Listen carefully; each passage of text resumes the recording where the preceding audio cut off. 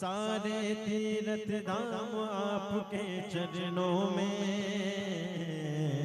हे गुरुदेव प्रणाम आपके चरणों में, चरणों में। सारे तीर्थ धाम आपके चरणों में, हे गुरुदेव प्रणाम आपके चरणों में, चरणों में। सारे तीर्थ धाम आपके चरणों में, हे गुरुदेव प्रणाम आपके चरणों में। कुबेरेश्वर धाम का चालू है, जिसमें प्रतिदिन हजारों लाखों शिव भक्त बाबा की कावड़ भर रहे हैं। और बड़े सौभाग्यशाली हैं आप सब, जिस व्यासपीठ से निरंतर शिव महापुराण की कथा श्रवण करने के लिए संपूर्ण जनमानस इस कथा का लाभ लेने के लिए कुबेरेश्वर बाबा की इस पवित्र धरा पर पहुंचता है। उस धरा पर आप और हम कंकर शंकर की इस पवित्र भूमि पर बैठकर शिव महापुराण की साक्षी में, बाबा कुबेरेश्वर की साक्षी में, कंकर शंकर शिला की साक्षी में ये शिव महापुराण की कथा श्रवण कर अपने जीवन को सार्थक कर रहे हैं। और तेरी कृपा बिना ना हिले एक भी अणु, लेते हैं श्वास तेरी कृपा से तनु तनु। बखान क्या करूं मैं राखों के ढेर, चपटी भभूत में खजाना कुबेर का। हे गंगाधर मुक्ति द्वार ओंकार तू, भोले ओंकार तू। आयो सरतिहारी शंभु तार तार तू। भगवान देवादिदेव महादेव से जब प्रतिदिन हम भगवान शिव के मंदिर में जाकर एक लोटा जल समर्पित करें, हो सकता है कि दिन बुरे हो सकते हैं, थोड़ा समय बुरा हो सकता है, पर जिंदगी कभी बुरी नहीं होती, क्योंकि वो जिंदगी परमात्मा की दी हुई है। दिन बुरा हो सकता है, 2-4-8 दिन से हो सकता है, कोई कहे कि हमारा ये तकलीफ है, कोई कहे 6 महीने से, 15 दिन से, 20 दिन से, ऐसा है वैसा है। दिन बुरा हो सकता है, थोड़ा समय भी बुरा हो सकता है, पर जिंदगी कभी बुरी नहीं होती।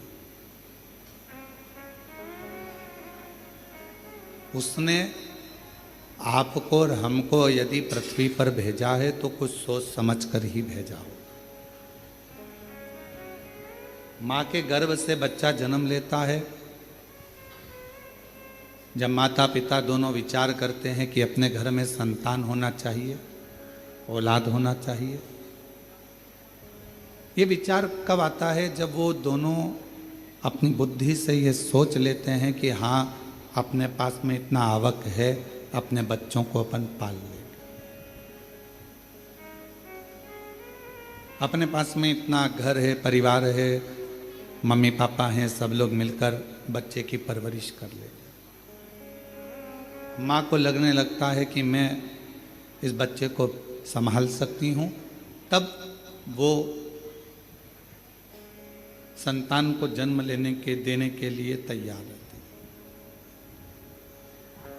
अर्थात पहले माता पिता ने विचार कर लिया कि हम औलाद को जन्म देंगे वो औलाद को संभाल पाएंगे कि नहीं संभाल पाएंगे। जिस औलाद को हम ला रहे हैं उसको हमें एजुकेशन भी देना पड़ेगा, चिकित्सा भी देना पड़ेगा, पढ़ेगा लिखेगा, कॉलेज जाएगा, आने वाले समय में गाड़ी भी देना पड़ेगी, मोबाइल भी देना पड़ेगा, घर भी देना पड़ेगा, उसकी शादी भी करना पड़ेगी और उसका व्यापार भी खुलाना पड़ेगा। हर माँ बाप ये सोच लेते हैं, बच्चे को जन्म दिया है तो उसके लिए सोचा है।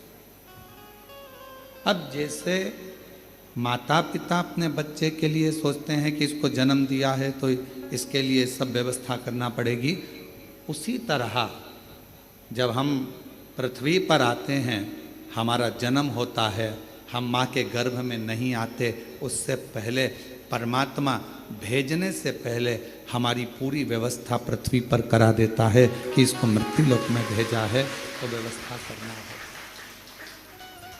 अब उसमें दिन थोड़े से बेकार हो सकते हैं कि कभी कभी ऐसा हो जाता है कि 2-4 महीने से, 4 साल से, 3 साल से, 6 साल से हमारे अच्छे दिन नहीं चल रहा है। कोई कहता है 2 महीने से अच्छे दिन बेकार हो सकते हैं, कुछ घंटे कुछ समय बेकार हो सकते हैं, पर शिव महापुराण की कथा कहती है जिंदगी कभी बेकार नहीं होती। बड़ी मुश्किल से तो मिली है और परमात्मा ने जो जिंदगी दी है वो कभी बेकार नहीं है। दिन निकल जाएंगे, समय निकल जाएगा, अगर अच्छी जिंदगी परमात्मा ने दी है और तुमने लगन से मेहनत और कर्म करा है तो फिर अच्छा समय आएगा और अच्छी जिंदगी के आनंद में फिर अच्छे दिन हमारे सामने प्रस्तुत। आप कभी इस जिंदगी से हताश मत होइए। आप कभी ये मत सोचिए कि हमारी जिंदगी बेकार, ना ना ना, बहुत अच्छी है। और तेरा ही दिया मैंने खाया पिया है, तेरा शुक्रिया है, तेरा शुक्रिया है। मुझे भोले बाबा ने बहुत दे दिया है, मुझे भोले बाबा ने बहुत दे दिया है, तेरा शुक्रिया है, तेरा शुक्रिया। ये जायदाद दी है, औलाद दी है, ये जायदाद दी है, औलाद दी है।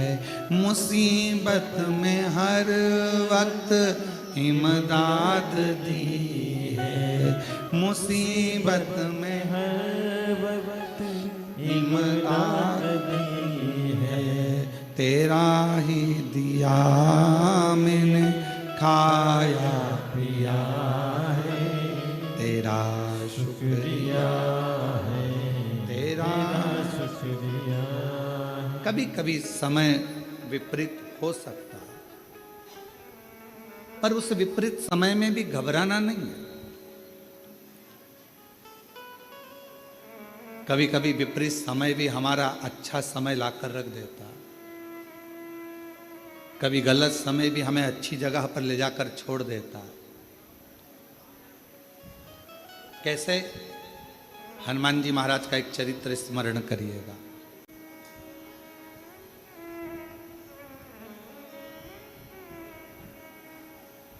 श्री हनुमान जी महाराज ने एक लीला रची और उस लीला में उन्होंने सूर्य को निगलने का भी प्रयास किया और निगल गया।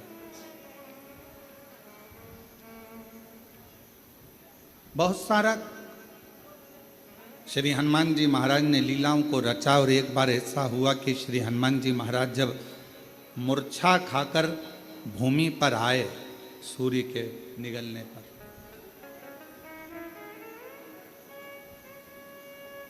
सारे देवता एकत्रित हो गए और देवताओं ने श्री हनुमान जी महाराज मूर्छा खाकर गिरे और देवताओं ने उन्हें वर देना प्रारंभ करा।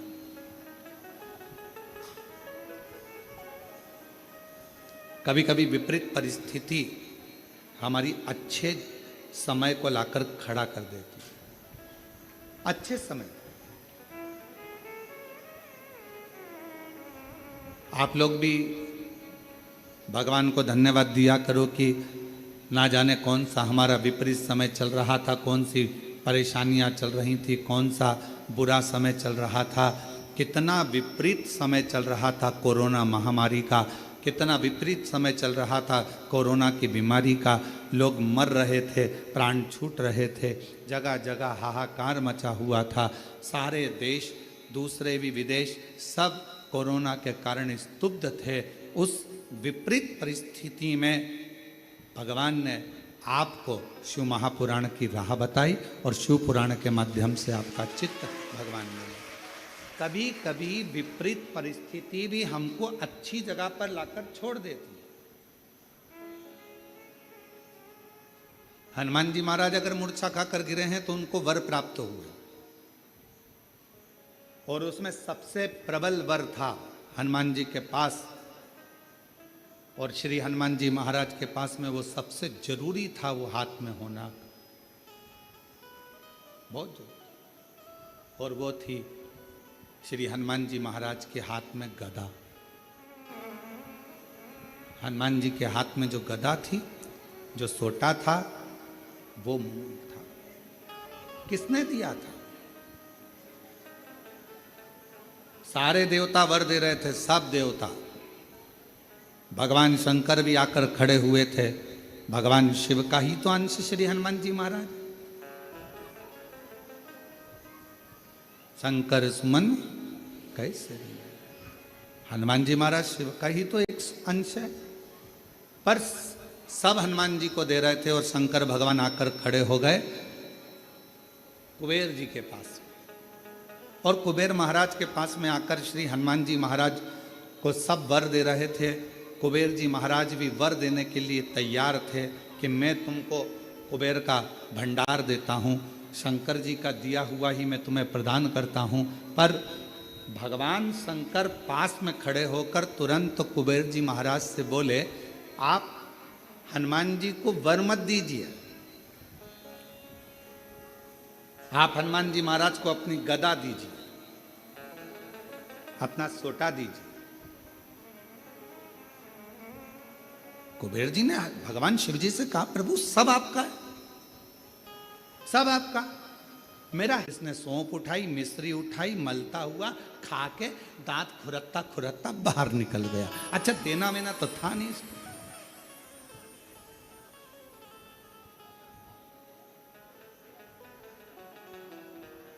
क्यों रे आशीष, सही है? अब इसको देना वेना तो है नहीं। अब वो तो सौंप और मिश्री खा के दांत खुरकता खुरकता बाहर। दो तरह के दोस्त हैं, एक खाते खाते टेबल पर से उठा जाकर पैसे कटवा दिए, और दूसरा वो, अरे रुक तो सरी, अरे मैं इतना देने वाला होता तो पहले ही चले जाता, और वहाँ जाकर काउंटर में नाटक कर रहा है, मैं दे दूंगा, मैं दे दूंगा, मैं दे दूंगा। बहुत मुश्किल है ये कहना, मैं बैठा तो हूँ, क्यों चिंता करते हो? कई बार भंडारे होते हैं, बड़े बड़े आयोजन होते हैं, तो उसमें पीछे से कोई व्यक्ति बहुत चतुर होता है तो कह देता, चिंता मत करो, तुम तो बहुत अच्छे से करो, बाद में मैं निपट लूँगा, मैं सब व्यवस्था कर दूंगा, सब व्यवस्था। क्योंकि उसको मालूम है कि भगवान का कोई भी कार्यक्रम छोटा मोटा होता ही नहीं है, और तुझसे क्या मांगेंगे, भगवान ही इतनी पूर्ति कर देता है कि तुझसे मांगने की जरूरत ही नहीं पड़ती है। दो मित्र हैं, एक जेब में हाथ डालता है पर देता नहीं है, और दूसरा वो है जो तुरंत निकाल कर दे देता है। तो मेरे शंकर भगवान वो मित्र हैं जो एक सेकंड की देरी नहीं लगाते। तुम शंकर जी के मंदिर पर जाने से पहले अपने घर का दरवाजा छोड़कर लोटा लेकर, जब तुम अपने घर में पानी का लोटा उठाते हो, भरते हो, बाहर निकलते हो, तुम्हें लगता है कि तुम शंकर जी के मंदिर में शंकर जी को जल चढ़ा रहे हो। उस समय पर शंकर भगवान तुम्हारे घर में आ जाते हैं तुम्हारा भंडार भरने के लिए। शिव जी जेब में हाथ नहीं डालते, शंकर भगवान तो उठाया और दे दिया।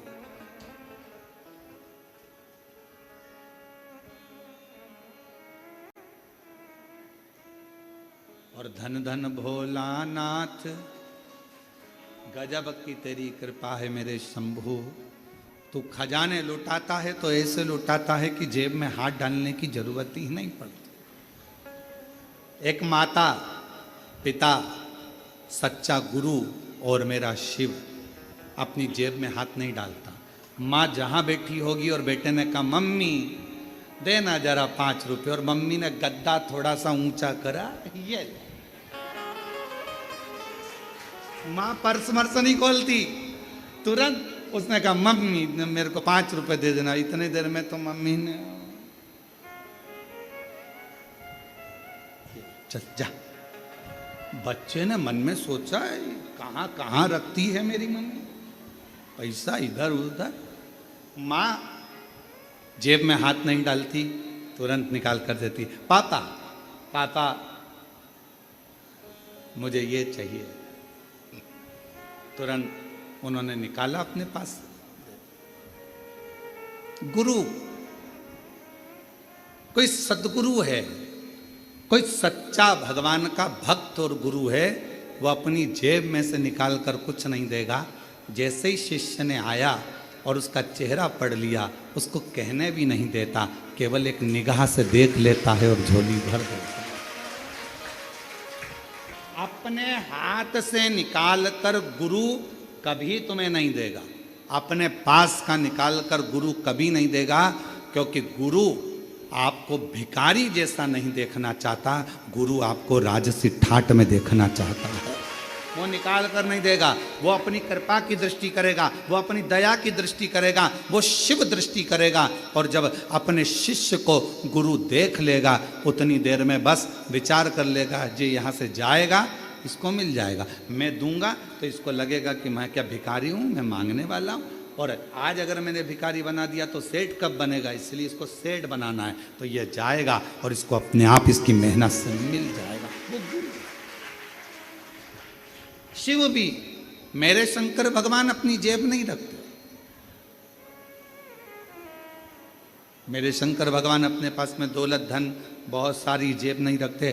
कोई आया, उसने तो तुरंत शीश नवाया, शिव जी की चढ़ी हुई भस्म उसके मस्तक पर लग गई, और चपटी भभूत में है खजाना कुबेर। अब जो भभूत चढ़ी हुई है वो कुबेर का भंडार भरने वाला, कुबेर का खजाना, हाथ ना लगाने वाला।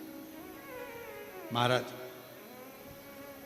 शिव कथा कह रही है, भगवान शंकर का चरित्र कह रहा है। भगवान शिव जी मेरे ओघड़दानी कुबेर जी के पास जाकर खड़े हो गए और कुबेर जी से कहा, देव वरदान मत दो, वरदान मत दीजिए।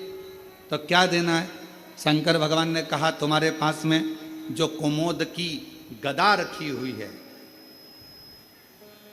जो तुम्हारे पास में कुमोद की रखी हुई है, जो गदा रखी हुई है, वो गदा तुम हनुमान जी को दीजिए। हनुमान जी की गदा का नाम क्या था? जम के बोलो, कौमोद की। सब लोग बोलो साथ में, कौमोद की। आखिरी में का शब्द पर ई की मात्रा, कौमोद की। ये श्री हनुमान जी की गदा का नाम, जो स्वयं भगवान विष्णु का ही एक स्वरूप है, भगवान नारायण का ही एक स्वरूप, कौमोद की। और कुबेर जी देव कौमोद की। कुबेर जी कहने लगे, प्रभु ये जितने देवताओं ने वर हनुमान जी को दिया है ना प्रभु, जितने देवताओं ने वर हनुमान जी को दिया है, वो सारा वर एक तरफ है, और शंकर भगवान आपकी दी हुई मुझको ये गदा एक तरफ है। अगर मैं ये गदा हनुमान जी को दे दूंगा तो हनुमान जी तो अति बलशाली हो जाएंगे, अति बलशाली। बस अभी तो आप कह रहे थे कि ये सब कुछ आपका है, आपको देना चाहिए।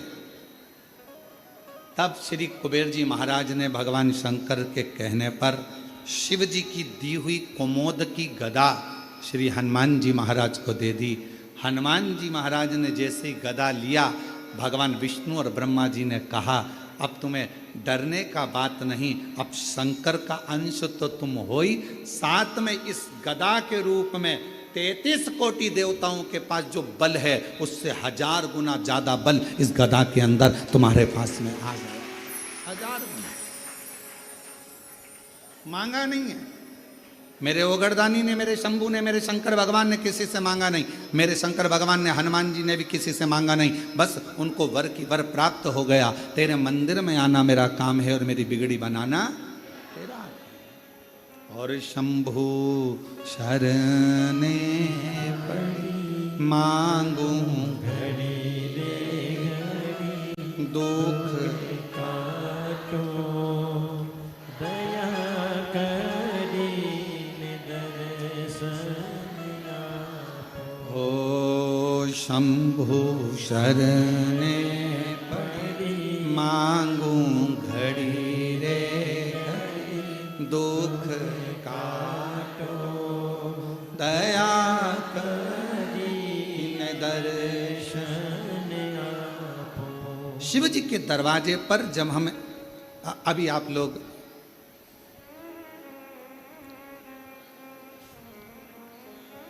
भगवान शिव की पवित्र कावड़ को लेकर आ रहे हैं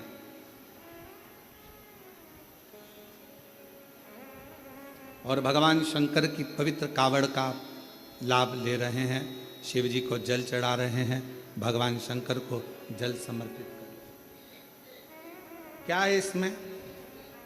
2 लोटा जल, एक बांबू डंडा सुंदर वस्त्र से लपटा हुआ,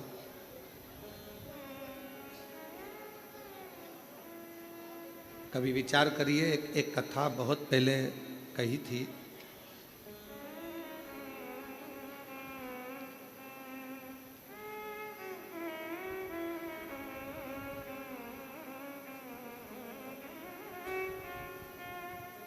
एक बात बहुत पहले का स्मरण है कि छत्तीसगढ़ में इस कथा का वाचन करा था रेवा सुतार। क्या नाम है उसका? रेवा सुतार। क्या करता था? लकड़ी का काम।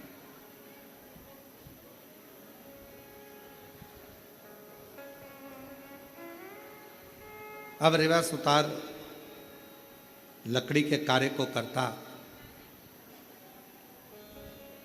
दूसरे का मकान बनाता, पर खुद का जो मकान था वो टूटा हुआ झोपड़ा था।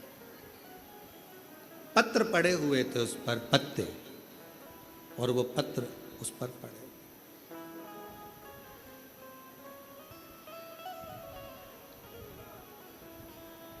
रेवा बड़े आनंद में अपनी भक्ति में रहता, खूब मेहनत करता, खूब चाकरी करता, खूब मेहनत करता, खूब चाकरी करता।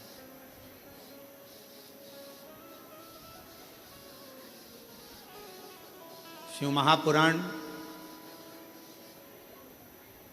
भगवान शिव का पवित्र चरित्र कहता है कि अगर ये मानव की देह मिली है तो मेहनत में पीछे मत हटो।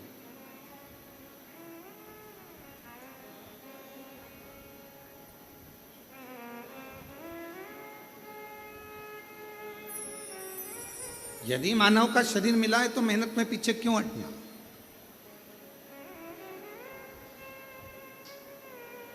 हिम्मत करे तो 11 किलोमीटर दूर से कावड़ भरकर कुबरेश्वर धाम तक आ गए। हिम्मत करी तो आए ना। हिम्मत ही नहीं करते, अरे मेरे से तो चलते नहीं बनेगा, मेरे से तो नहीं बनेगा, मेरे से तो नहीं बनेगा। पहले ही अंदर से अगर टूट जाओगे तो फिर कुबरेश्वर धाम तक आ पाओगे? जम के बोलो जरा, नहीं ना। हिम्मत करी, चलते जाओ। बोल बम, बोल बम, बोल बम, बोल बम, बोल बम, बोल बम, बोल बम। और चलते चलते चलते चलते चलते चलते चलते आधे रास्ते पहुंच गए। आधे रास्ते पहुंचने के बाद भी मन में ऐसा आ रहा है आगे चलूं कि ना चलूं। अब फिर मन में आया 2 किलोमीटर और बचा है, थोड़ा सा हिम्मत और करती है, और बोल बम बोल बम बोल बम बोल बम, और चलते चलते चलते चलते आखिरी में कुबरेश्वर बाबा के धाम में बाबा ने बोला हिम्मत करी। अब जरा विचार करिए कि तुम्हारे हिम्मत करने से, मन को मजबूत करने से और अपने विश्वास को पक्का करने से जब तुम कुबरेश्वर बाबा के धाम तक आ सकते हो, तो तुम्हारी मेहनत से, तुम्हारे परिश्रम से, तुम्हारे अच्छे कर्म से तुम जो चाहते हो जिंदगी में वो लक्ष्य तक पहुंच भी सकते हो। अपना लक्ष्य कौन चढ़ाता है? शिव महापुराण की कथा में रेवा सुतार की कथा कहती है कि कावड़ यात्रा में पांव नहीं चलते, कावड़ यात्रा में कदम नहीं चलते।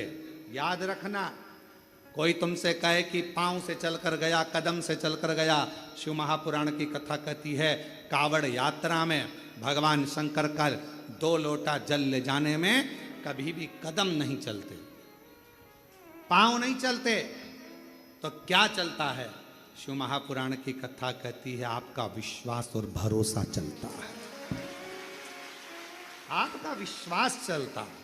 मैं जाऊंगी मेरे भोले बाबा के पास में और उनसे जाकर अपने दिल का भाव कहूंगी, मेरा बाबा स्वीकार कर, मेरा बाबा स्वीकार।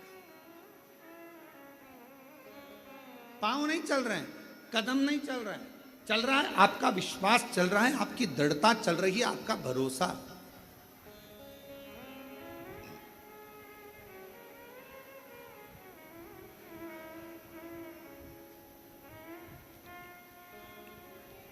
पांच तरह की कावड़ होती है।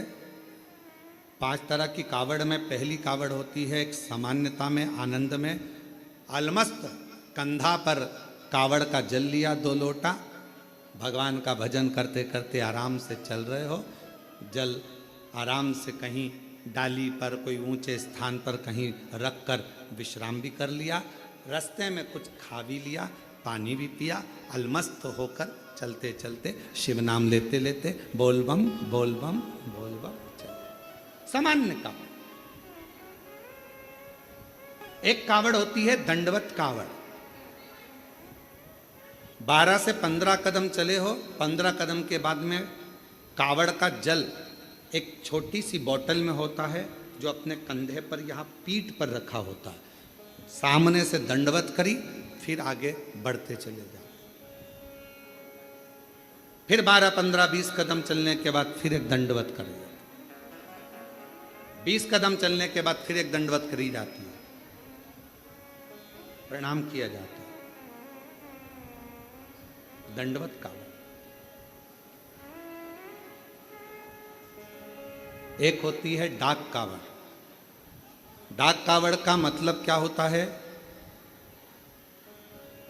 24 घंटा जैसे हमारे यहाँ रामचरितमानस के लिए वर्णन किया जाता है, अखंड रामायण बैठी।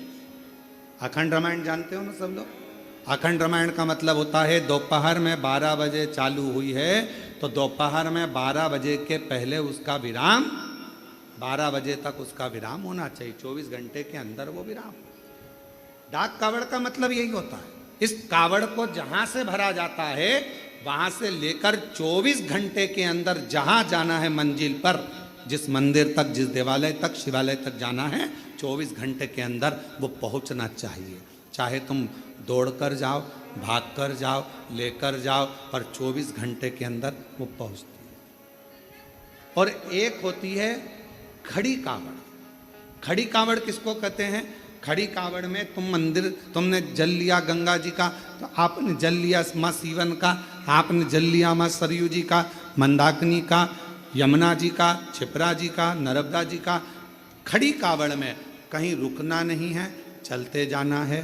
कावड़ कंधे से नीचे उतरना नहीं है। वो कावड़ फिर इस कंधे से इस कंधे पर नहीं आती, एक ही कंधे पर चलती है। चाहे तुम जिस भाव से, फिर वहां बैठा नहीं जाता, चलते जाओ, चलते जाओ,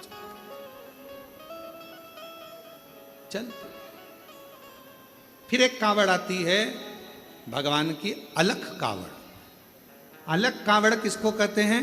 जिसमें भगवान के मंत्र का उच्चारण, जहां से जल भरा जाता है वहीं से मंत्र का उच्चारण चालू हो जाता है, बोल बम बोल बम बोल बम बोल बम। अब कोई तुमसे बात नहीं करेगा तो उसमें बोल बम निकलना चाहिए, उसमें हर हर महादेव निकलना चाहिए, श्री शिवाय नमस्तुभ्यम निकलना चाहिए, ओम नमः शिवाय। जो मंत्र तुमने उठाया वो मंत्र तुम्हारे मुख से निरंतर चलना चाहिए। तो कई माताएं उसको बोलती हैं, आगे बोलो बोल बम, पीछे वाले बोल बम, खाने वाले, पीने वाले, चलने वाले, आने वाले, सोने वाले, आते बोले, जाते बोले। तो ये इसमें मंत्र का उच्चारण जहां से कावड़ उठती है, अलख कावड़ में केवल अलख जगाई जाती। जल लिया, चलते गए, भोजन करने भी बैठे हो, कोई से बात भी करोगे तो बोल बम उसमें निकलते रहना चाहिए, निरंतर जप चलना चाहिए, निरंतर। अब रेवा सुतार की कथा कहती है। एक रेवा सुतार लोगों के घरों में काम करता, कभी कुर्सी बनाता, कभी कुछ बनाता, कभी कुछ बनाता, कभी चौकी, कभी चौरंग, कभी पलंग, कभी खटिया, कभी कुछ बनाता रहता। परिस्थिति का ठीक नहीं था, उसके पास में इतना धन नहीं था, इतना वैभव नहीं था उसके पास, इतना धन।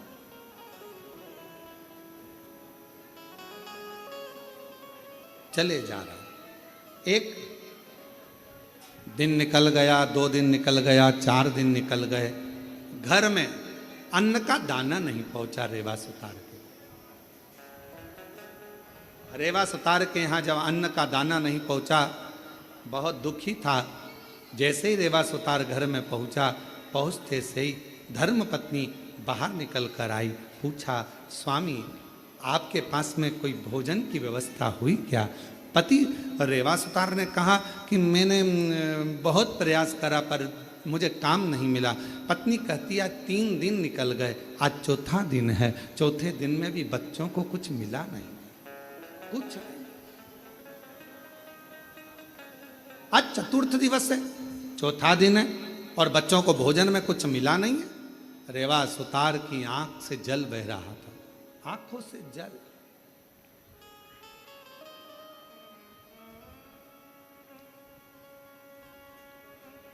शिक्षा, भोजन, वस्त्र, चिकित्सा देना पिता का कार्य है। क्या क्या चीज? जम के बोलो जरा। शिक्षा, चिकित्सा, भोजन, वस्त्र, बच्चों को देना ये पिता का कार्य है। फिर माँ का काम क्या है? तो कहा माता का कार्य है अपने बच्चे को अच्छा संस्कार देना और परमात्मा की शरणागति करना। माँ का कार्य है बच्चों को संस्कार प्रदान करना। शिक्षा कहीं पर भी मिल सकती है, अच्छी अच्छी एजुकेशन है मिल रही हैं, अच्छी अच्छी कोचिंगें मिल रही हैं, अच्छा अच्छा स्कूल है, अच्छा अच्छा ट्यूशन है, शिक्षा कहीं पर भी मिल सकती है, पर संस्कार हर कहीं पर नहीं मिल सकते। संस्कार तो आपको अपने घर में ही प्राप्त होगा। हमारे घर का जो संस्कार होगा वो हमारे सामने झलकेगा। हमारे घर में कैसा रहने का तरीका है, हमारे घर में बोलने का तरीका कैसा है, हमारे घर में कौन अपशब्द कह रहा है, वैसा तरीका घर के बच्चे सीखते हैं। शिक्षा कहीं पर भी मिल सकती है, पर संस्कार तो केवल हमारे घर के अंदर ही प्राप्त हो सकता है, घर के। अब रेवा सुतार की पत्नी ने कहा कि बच्चे 3 दिन के भूखे हैं, 2 भोजन नहीं मिल पा रहा है, आप कृपा करिए। इतने में तुरंत धर्मपत्नी ने जैसे ही सुना, पत्नी ने कहा, पति की आंख से आंसू बहने लगे, मेरे बच्चे भूखे हैं, मैं वापस जाता हूँ। रेवा सुतार फिर निकल गया और जैसे ही रेवा सुतार आज जा रहा था, जाते जाते रेवा सुतार पहुँचते पहुँचते कहीं से आवाज़ लग जाए, कहीं से कोई बोल दे, हमारे घर का ये काम है सुतार तुम कर दोगे, थोड़ा सा हम तुम्हें भाग दे देंगे। कोई की आवाज़ नहीं आई, कोई की आवाज़, कोई नहीं। तब श्रावण का महीना था, शिव भक्त कावड़ लेकर जा रहे थे। कावड़ उठाने वाले भक्त का जो बांबू था डंडा था, कावड़ के वजन से वो बीच में से टूट।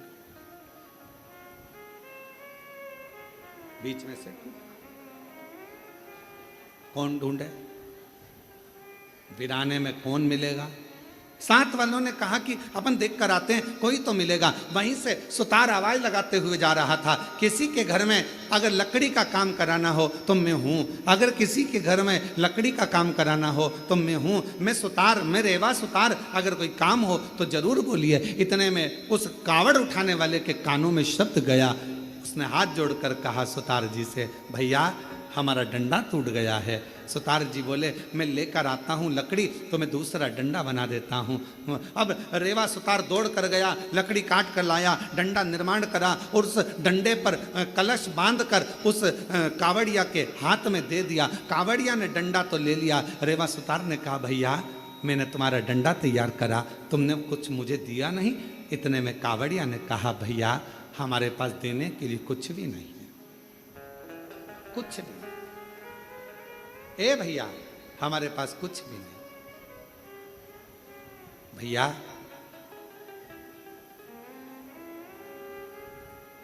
हम जल लेकर चले थे ना, वहां से हमारे पास में जो भी था सब छूट गया, हमारे पास कुछ नहीं। ए भैया, रेवा सुतार की आंख में से जल बहने लगा। अब भोजन भी नहीं, बच्चों को काम किया तो पैसा भी नहीं। रेवा सुतार ने मन में सोचा, इससे तो अच्छा है कि मैं भी इनके साथ कावड़ भरने चले। घर जाऊंगा, पत्नी कहेगी बच्चे भूखे हैं, भोजन कहाँ से लाऊंगा, क्या करूंगा। पर अपनी पत्नी और बच्चों के पीठ दिखाकर भागना, ये भी अच्छी बात नहीं। रेवा सुतार ने सोचा, एक काम करता हूं, अगली बार कावड़ भरने जाऊंगा, अभी तो मैं अपने घर जाता हूं। चलते चलते रेवा सुतार जब घर की ओर चले, चलते चलते जैसे ही कावड़िए की कावड़ का डंडा कलश भगवान देवाधिदेव महादेव के पास पहुंचा, जल समर्पित किया। समर्पित करते से ही देवाधिदेव महादेव ने सबसे ज्यादा सराहना उस रेवा सुतार की करी। उस रेवा सुतार गया, मेरे देवाधिदेव महादेव करुणा करने वाले, 2 लोटा 1 डंडा लेकर उसी कावड़िए का रूप रखकर रेवा सुतार के दरवाजे पर पहुंच गए। आवाज लगाई, ए रेवा सुतार, ए रेवा सुतार। रेवा सुतार ने कहा, कौन है भैया? जो आकर देखा तो जिसका तो मैंने डंडा तैयार करा था, जिसकी कावड़ मैंने तैयार करी थी, वो कावड़िया जा रहा था, डंडा टूट गया था। कावड़ का डंडा टूटने पर मैंने तैयार करा था। भैया क्या बात है? इतने में उस कावड़िए ने कहा,